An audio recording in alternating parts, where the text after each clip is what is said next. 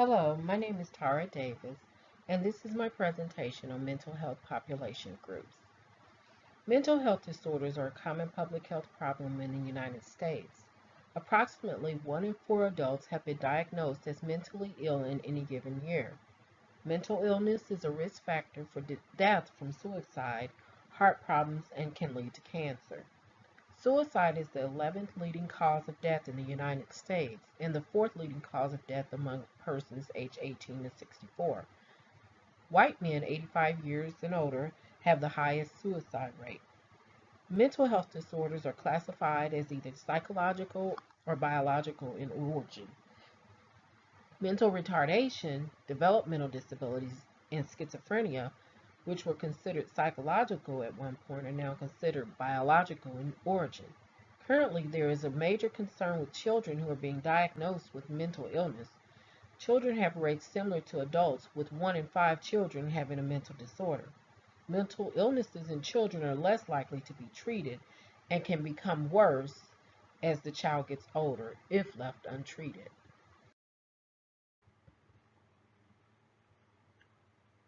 Almost one half of all adults seeking mental health care in 2009 complained that prohibitive costs of services was the barrier to them receiving treatments. These individuals were not able to pay for the high cost of care related to their disease.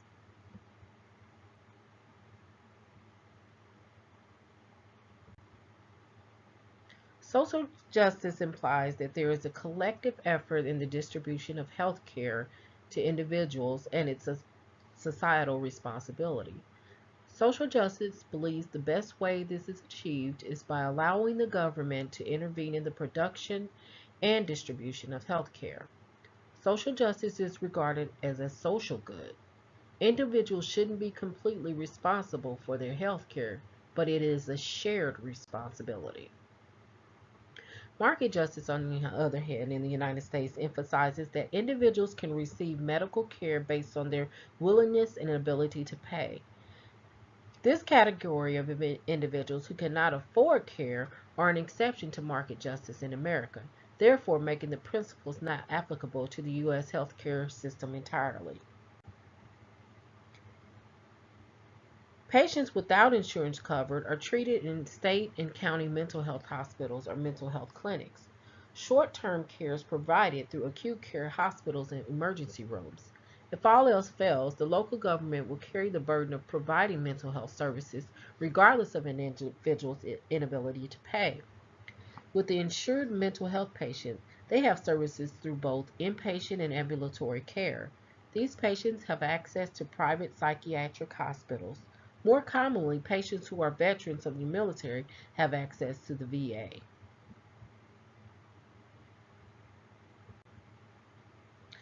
Carve-out programs were introduced in an attempt to separate mental health disorders from substance abuse disorders.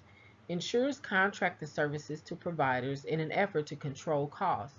Carve-outs limit the availability of services and co-payments. Patients are reviewed and assigned to a provider in the company network.